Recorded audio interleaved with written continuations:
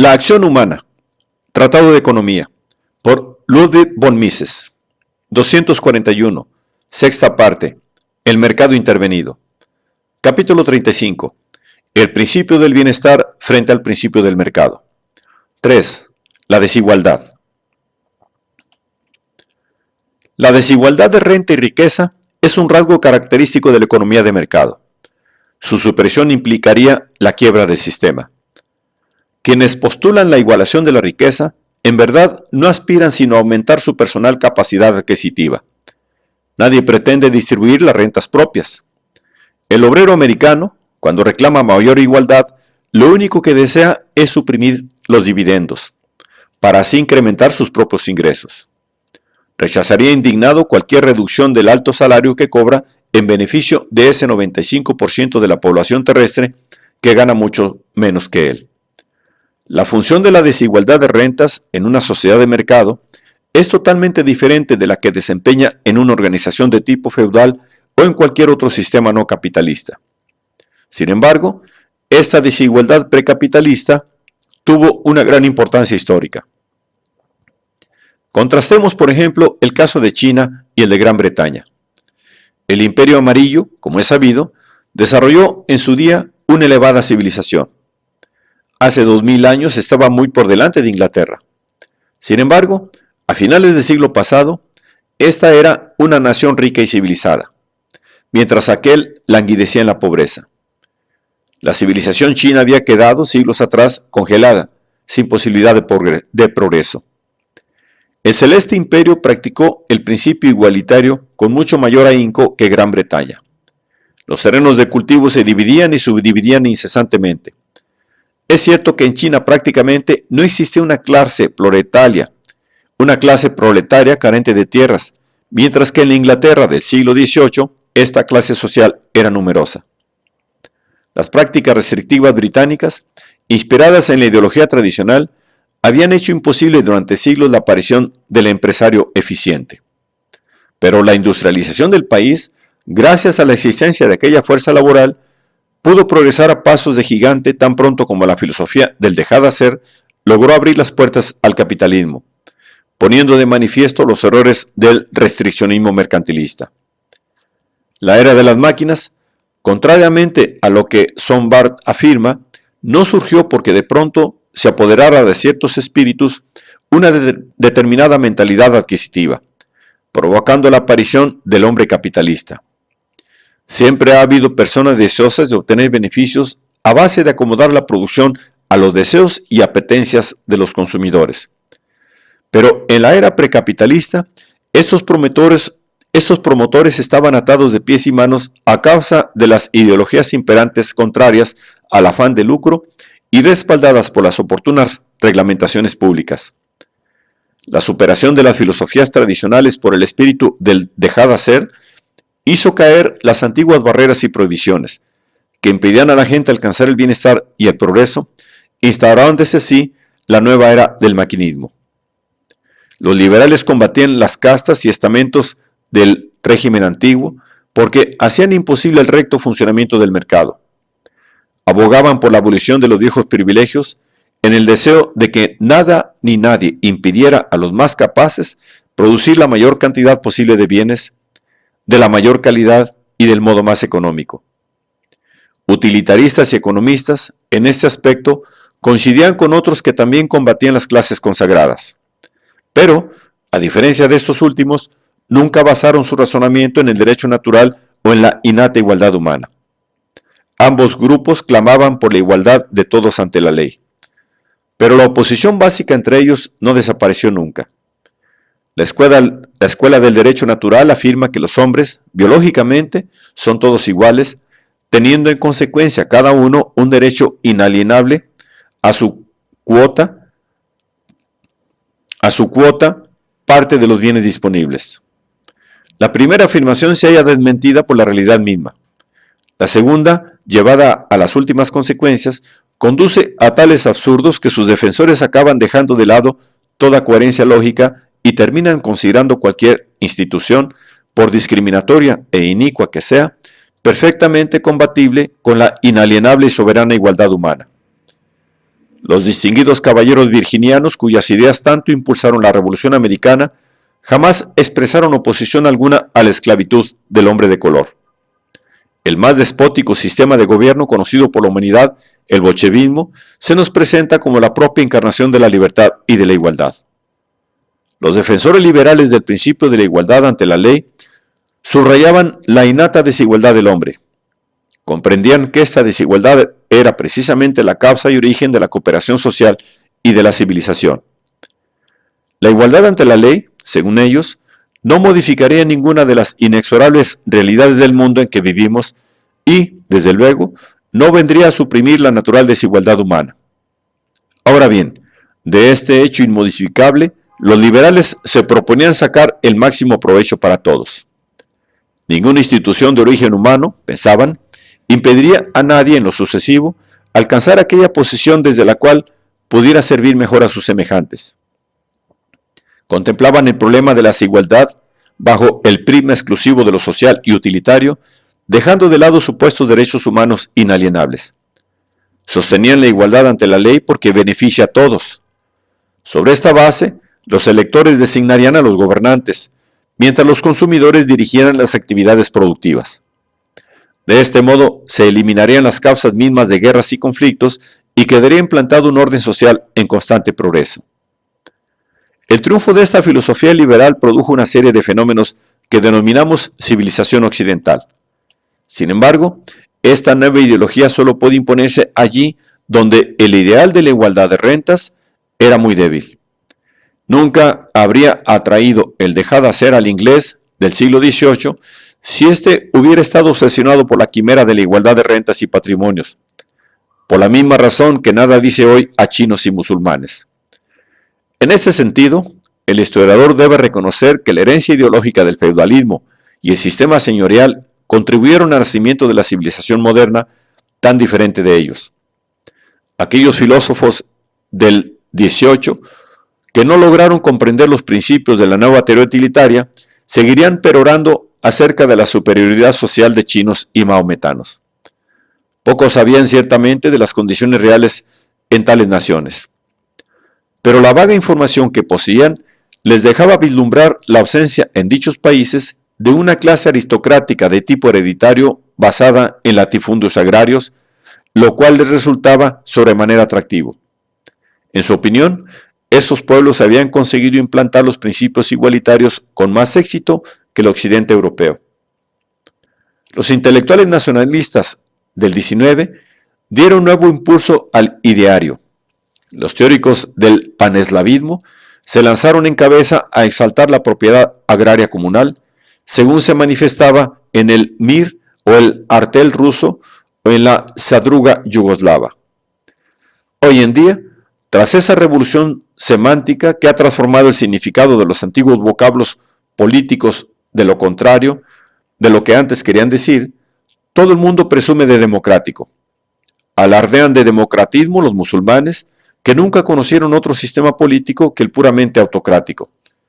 Y los nacionalistas indios llegan a vanagloriarse de la tradición democrática hindú. Tales efusiones sentimentales no deben impresionar a los economistas e historiadores. Cuando calificamos de atrasados a los pueblos asiáticos, no efectuamos un juicio de valor. Simplemente afirmamos que esos pueblos no supieron producir aquella base ideológica e institucional que dio origen a la civilización capitalista occidental, cuya superioridad tácitamente reconocen los orientales actuales al reclamar sus frutos, al menos los técnicos y terapéuticos. Admitimos que la cultura de ciertos pueblos asiáticos fue, en determinadas épocas, muy superior a la de sus coetáneos europeos. Y por eso, precisamente, creemos interesante investigar las causas que un día paralizaron allí el progreso. La respuesta es obvia en el caso hindú. El férreo dogal del sistema de castas vedaba al individuo toda libertad de acción, haciendo prohibitivo cualquier intento de abandonar los cauces tradicionales. China y los países musulmanes, en cambio, dejando aparte una pequeña minoría de esclavos, nunca admitieron el régimen de castas.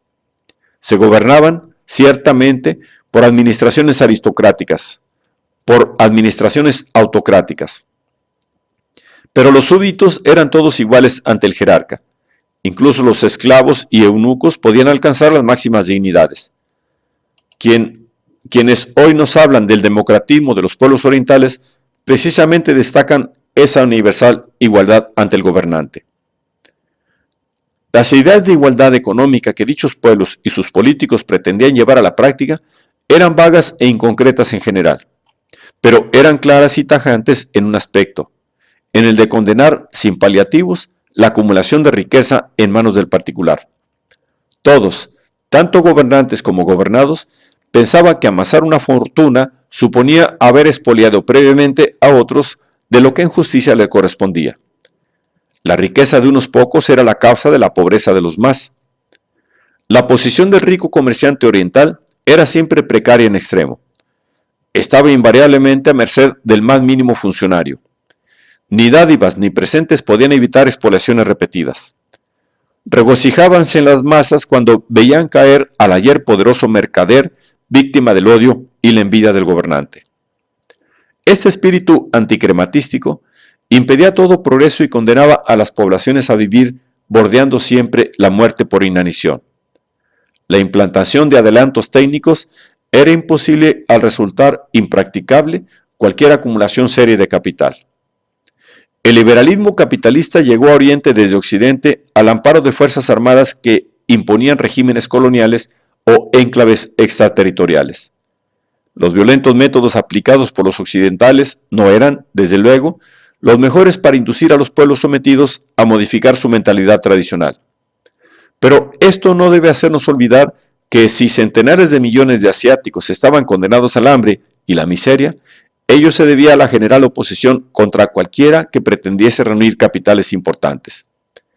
La igualdad que la mentalidad paternalista de Occidente predica actualmente es la réplica exacta de la filosofía oriental. Pensamiento vago y confuso. Solo se hace claro y preciso cuando se trata de abominar de toda fortuna señalada, de toda empresa poderosa, de toda acumulación privada de riquezas. Sus defensores recurren gustosos a cualquier medida que debilite y perturbe el mundo de los negocios. Pretenden imponer la igualdad a base de cargas fiscales expoliatorias.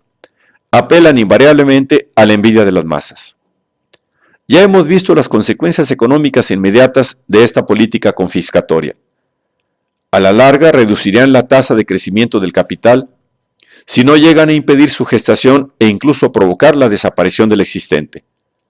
Se irá paralizando el desarrollo económico y quedarán abiertas las puertas a una progresiva pauperación de la gente. Ello supondrá, en definitiva, el triunfo de los ideales asiáticos. Oriente y Occidente podrán entonces estrecharse las manos sumidos en idéntica miseria. El paternalismo dirigista de hoy pretende erigirse en defensor de los verdaderos intereses de la sociedad frente al comportamiento egoísta del empresario ávido de ganancias. Asegura que se preocupa de los intereses seculares del país frente a especuladores, promotores y capitalistas, olvidados del futuro de la sociedad en su conjunto e interesados tan solo por el beneficio inmediato. Esta segunda afirmación resulta ciertamente incompatible con la inquietud que algunos de sus patrocinadores manifiestan por el bienestar del momento, basándose en aquello de que a la larga todos muertos. Desde luego, la coherencia lógica no parece ser virtud que caracterice a los doctrinarios del bienestar. Pasemos por alto, a efectos dialécticos, esta incoherencia y examinemos el fondo de sus argumentos, dejando de lado el aspecto contradictorio de los mismos. El ahorro, la acumulación de capital y la inversión significan suponer detraer del consumo actual una parte de los bienes disponibles, con miras a mejorar futuras situaciones. El ahorrador reduce su satisfacción presente en el deseo de aumentar su propio bienestar y el de su familia en el futuro. Este comportamiento viene ciertamente dictado por motivaciones egoístas, empleando este adjetivo en su sentido más popular. Lo interesante es que ese egoísmo beneficia a todos los componentes de la sociedad y contribuye decisivamente al futuro bienestar de la misma. Genera lo que hasta el dirigista más recalcitrante no tiene otro remedio que calificar de desarrollo económico y progreso. Las medidas recomendadas por el welfarismo o escuela del bienestar, eliminan el incentivo a ahorrar por parte de los ciudadanos particulares. Por un lado, las cargas fiscales con que se gravan las rentas y patrimonios de mayor importancia destruyen o al menos restringen seriamente el ahorro de los ricos. Por otra parte, los ahorros de los menores medios son manejados de tal modo que acaban siendo destinados al consumo. Cuando antiguamente un individuo ahorraba mediante un depósito bancario o una póliza de seguros, el banco o la empresa aseguradora invertía sus fondos en negocios productivos. Aún en el caso de que el interesado destinara posteriormente la cantidad a gastos de consumo, en el conjunto no había ni desinversión ni reducción del capital disponible. Pese a tales eventuales retiradas de fondos, en efecto, los saldos deudores y consecuentemente las inversiones de las instituciones de crédito y de las compañías de seguros aumentaban de continuo. Hoy prevalece la tendencia a presionar sobre los bancos y las compañías de seguros para que inviertan cada vez más en deuda pública. Es más, las cajas administradoras de los seguros sociales tienen que colocar la totalidad de sus cuantiosas percepciones en valores estatales o paraestatales. Para lo que se refiere a la acumulación de capital, este ahorro individual queda privado de toda virtualidad en la misma medida en que la administración gasta en bienes de consumo o torpes inversiones, lo que por sus emisiones de deuda recibe. El ahorro, la creación de capital y la inversión en un mercado libre son sumas idénticas y correlativas. Por el contrario, bajo una economía intervenida, el gobierno puede dilapidar libremente el ahorro efectivo de los gobernados. El particular se sacrifica y reduce el consumo propio en el deseo de proveer a su futuro. De este modo, aún sin quererlo, contribuye al progreso económico de la nación y a la elevación del nivel de vida de sus conciudadanos. Pero interviene el gobierno y desbarata tan beneficiosos efectos.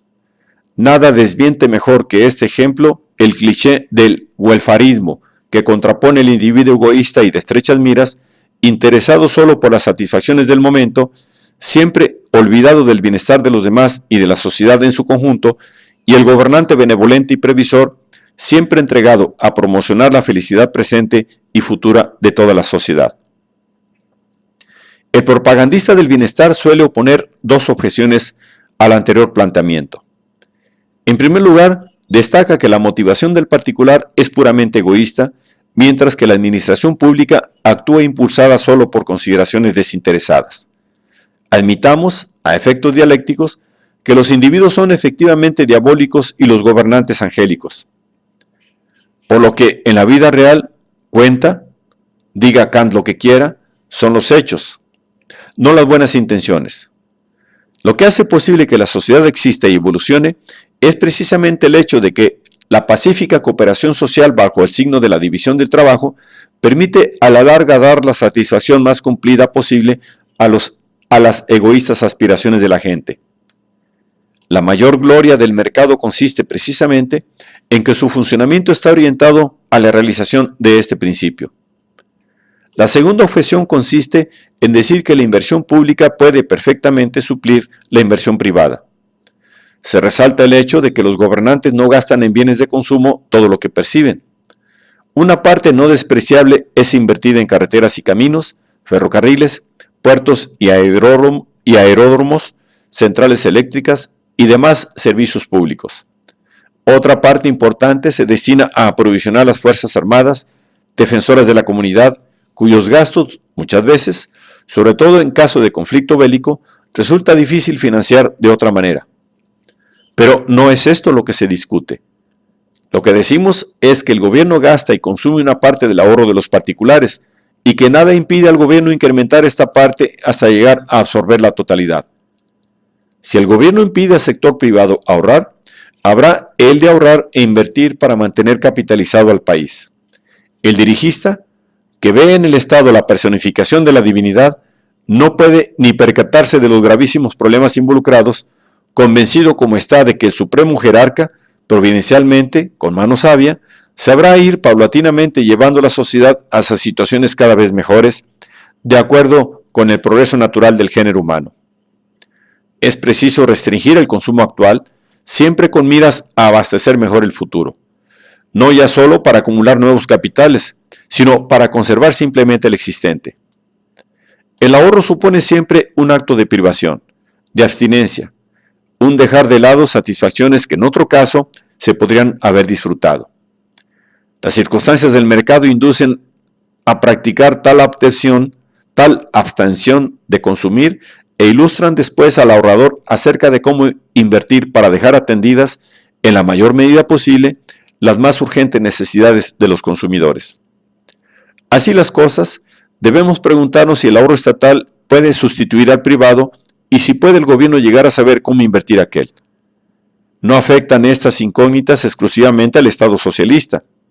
No son menos urgentes en un modelo intervencionista que ha eliminado total o casi totalmente las condiciones para la formación de capital privado. Incluso los Estados Unidos se van acercando cada vez más a esa situación. Supongamos que determinado gobierno ha conseguido controlar una porción importante del ahorro privado. Las autoridades regulan en gran medida las inversiones de la seguridad social, de las compañías de seguros, de las instituciones de ahorro y de los bancos comerciales y, como es natural, presionan para que aquellas se orienten hacia los valores mobiliarios públicos. Los particulares, desde luego, siguen ahorrando. Ahora bien, el que tal ahorro produzca nuevos capitales y por ende se amplíe la suma de bienes de capital disponible, depende del empleo que el gobierno dé a los fondos que percibe. Si la administración dilapida tales sumas, bien gastándoselas en mero consumo o bien invirtiéndolas desafortunadamente, queda enervado el proceso de acumulación de capital iniciado por el ahorro y la inversión del sector privado. Un ejemplo arrojará luz sobre el tema. Supongamos un régimen de mercado inadulterado. Juan, en tales circunstancias, ahorra $100 que coloca en un banco de depósito. Si el interesado ha sabido elegir un buen banquero que acertadamente invierta la suma en cuestión, se produce nuevo capital que a su vez incrementa la productividad marginal del trabajo. Una parte de la consiguiente mayor producción revierte al depositante en forma de interés. Por el contrario, si Juan yerra y encomienda su dinero a un banco que suspende pagos, entonces lo pierde todo. Contemplemos ahora el caso de Pablo, quien, bajo un sistema intervencionista, ahorró en 1940 $100 pagando su seguro a las instituciones de la Seguridad Social Nacional. El gobierno, por tal abono, reconoció a Pablo derecho a percibir en su día cierta suma. Ahora bien, si el gobierno consumió los citados $100, no se produce incremento alguno de capital y no aumenta la productividad laboral. La deuda contraída con Pablo por la administración se transforma en un crédito de éste contra los contribuyentes de mañana.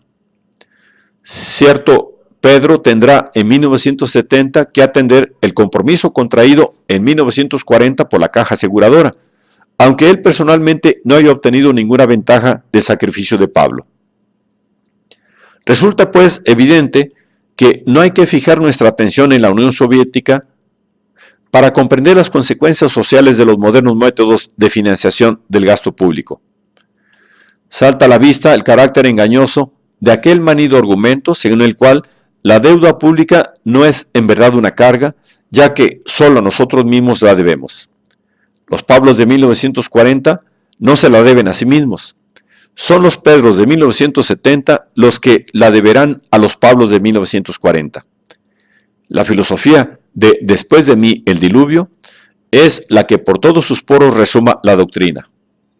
Los políticos de 1940 resolvieron sus dificultades trasladándolas a los gobernantes de 1970. Cuando esta fecha llegue, aquellos o habrán muerto o estarán escribiendo sus memorias acerca de la gran obra de seguridad social que realizaron. Los cuentos de hadas a que tan aficionados son nuestros paternalistas contemporáneos reflejan bien la incapacidad de estos para comprender los problemas que la teoría del capital plantea. Por ello mismo son indignos de utilizar el vocablo paternal con el que quisieran definirse. Quien desconoce alegremente la indudable escasez de los bienes de capital no merece llamarse economista, sino fabulador. Prefiere vivir de espaldas a la evidente realidad en una fabulosa jauja donde todo abundaría. Los encantadores sueños de nuestros dirigistas, al igual que los del socialismo, presumen tácitamente inacabables disponibilidades de bienes de capital. Entonces es fácil solucionar todos los problemas humanos, dar a cada uno de acuerdo con sus necesidades y hacer al mundo entero perfectamente feliz.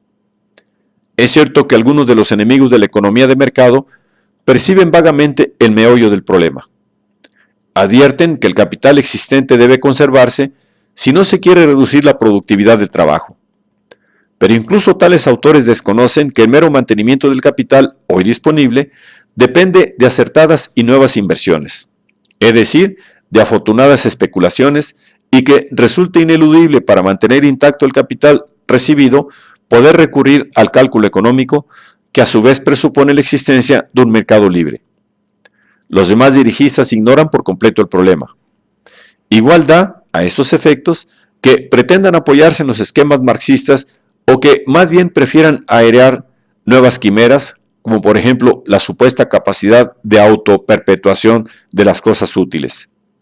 Sus escritos, por desgracia, sirven para propagar aquella doctrina según la cual todos los males provienen del excesivo ahorro y de la insuficiente capacidad de consumo, por lo que el gastar sin tasa constituiría la panacea universal. Cercados por la implacable lógica de los economistas, otros socialistas e intervencionistas acaban por reconocer que solo el mantenimiento del actual capital puede evitar el descenso del nivel de vida y que si en el futuro ha de haber progreso económico, es imprescindible acumular nuevos capitales. Pero dicen que de la conservación del presente capital y de la acumulación del supletorio se encargará el gobierno. Tareas tan importantes, dicen, no pueden quedar en manos del egoísta particular interesado solo en su propio enriquecimiento y el de su familia. Las autoridades se ocuparán de estos asuntos y los abordarán con la vista puesta en el bien común. El quid de la cuestión radica precisamente en la función de ese egoísmo. Bajo un sistema de desigualdad, este egoísmo impulsa al hombre a ahorrar y a invertir sus ahorros de manera que sean satisfechas lo mejor posible las necesidades de los consumidores. Bajo un sistema igualitario, por el contrario, ese incentivo se esfuma. La reducción del consumo en el inmediato futuro es una privación perceptible, un golpe para las egoístas apetencias del individuo. El incremento de la oferta disponible en un futuro más lejano, que se espera de la privación inmediata, es apenas perceptible por el hombre común. Esta común reacción se agiganta bajo un régimen de ahorro estatal, pues el ahorrador ve lo poco que en la común distribución le tocará en el futuro por su personal y actual sacrificio. Los partidarios de la doctrina del bienestar suponen frívolamente que la gente ahorrará más al comprender que los frutos de sus privaciones ahorrativas se repartirán mañana entre toda la siguiente generación. Son víctimas de la célebre ilusión platónica. Como es sabido, el filósofo griego sostenía que si se impide a los hombres conocer quiénes son sus verdaderos hijos, cuidarán como tales a todos los niños. Más les hubiera valido a nuestros ideólogos recordar a Aristóteles cuando advertía que la reacción neutral en tal caso es que todos los padres sean igualmente indiferentes frente a todos los niños. El problema relativo al mantenimiento e incremento del capital es insoluble para un sistema socialista que no puede recurrir al cálculo económico. En efecto, la sociedad socialista carece de medios adecuados para averiguar si su capital aumenta o disminuye. La situación, sin embargo, no llega a ser tan grave para aquellos regímenes socialistas o intervencionistas que, por poder utilizar los precios de los mercados del mundo libre, todavía pueden acudir al cálculo económico. Esta circunstancia les permite, hasta cierto punto, calibrar la marcha de los acontecimientos. Los problemas atinentes a la conservación del capital existente y a la formación de capital adicional son, en los países democráticos, con economías dirigidas, el principal motivo de antagonismo político. Nunca han de faltar demagogos que propongan dedicar al consumo inmediato cantidades más elevadas que las propuestas por el partido que gobierna o por el resto de las organizaciones políticas. Hay siempre gentes propicias a proclamar que en la actual emergencia ni siquiera cabe pensar en acumular capital para el futuro y que por el contrario, lo justo y procedente es consumir una parte del existente. pugnan entre sí los distintos partidos políticos, ofreciendo al elector, por un lado, aumentar el gasto público y por otro, reducir las cargas fiscales, salvo aquellas que hayan de soportar exclusivamente los ciudadanos más pudientes. En la época del dejar de hacer, la gente consideraba al gobierno como una institución que exigía sacrificios de sus gobernados a través de la imposición fiscal. En el presupuesto particular de cada individuo, las cargas estatales eran consideradas como un gasto más. Hoy en día, por el contrario, la mayoría ve en el Estado una entidad dispensadora de mercedes. Asalariados y agricultores esperan recibir del erario público más de lo que piensan aportar. El Estado se percibe como fuente de dádivas, no como colector de impuestos. Tan populares creencias fueron sistematizadas y elevadas al rango de doctrina cuasi económica por Lord Keynes y sus discípulos. Sin embargo, los gastos públicos y el déficit presupuestario implican de modo inexorable un consumo de capital. Si los gastos corrientes, por más beneficiosos que se consideren, se financian detrayendo mediante el impuesto sobre sucesiones aquella parte de las rentas más elevadas que de otro modo se habría dedicado a la inversión, o bien a través de la deuda pública, entonces el gobierno se convierte en el gran consumidor de capital. El hecho de que en la América actual la acumulación anual del capital supere probablemente al consumo anual del mismo no invalida la afirmación de que el conjunto de las medidas financieras del gobierno federal, de los estados y de los municipios tiende al consumo de capital. Muchos, conscientes de las nocivas consecuencias que entraña la dilapidación de capital, se apresuran a alegar que los regímenes basados en el sufragio popular jamás pueden aplicar correctas y sanas políticas económicas. Pero la verdad es que de esto no tiene la culpa la democracia. La responsabilidad incumbe a aquellos idearios que quisieran erigir como símbolo del Estado, en vez de la imagen del vigilante nocturno que vanamente quiso la salle de ridiculizar, un dadivoso y mítico Santa Claus. La opinión pública decide siempre la política económica a seguir. Ningún gobierno, ni demócrata ni dictatorial, puede a la larga eludir el imperativo de las ideologías dominantes. Quienes propongan una limitación de las prerrogativas parlamentarias en materias fiscales y presupuestarias, recomendando incluso la supresión del gobierno representativo y su sustitución por la dictadura, se hallan sometidos al hechizo del quimérico gobernante perfecto. Este ser bondadoso y sabio por excelencia procuraría, con absoluta y leal dedicación, el continuo bienestar de sus súbditos. Pero el gobernante real es un hombre moral que ante todo aspira a perpetuar su posición y la de su clan, amigos y partido. Solo con tal objetivo recurre a medidas impopulares. Ni invierte ni acumula capital. Prefiere levantar fortalezas y equipar ejércitos. Los tan admirados planes de los autócratas nazis y soviéticos consistían en reducir el consumo de la población para invertir más. Los nazis nunca ocultaron que tales inversiones tenían por objeto construir el oportuno aparato bélico para preparar mejor la agresión. La Rusia soviética fue menos sincera inicialmente, pero luego proclamó orgullosamente que la preparación militar constituía el verdadero objetivo de todos sus planes. La historia no registra ninguna acumulación de capital por el Estado. El capital invertido por la administración en carreteras, ferrocarriles y obras de utilidad general fue siempre obtenido de los particulares a través de impuestos o mediante empréstitos. La mayor parte de la deuda pública se dedicó invariablemente a gastos de consumo.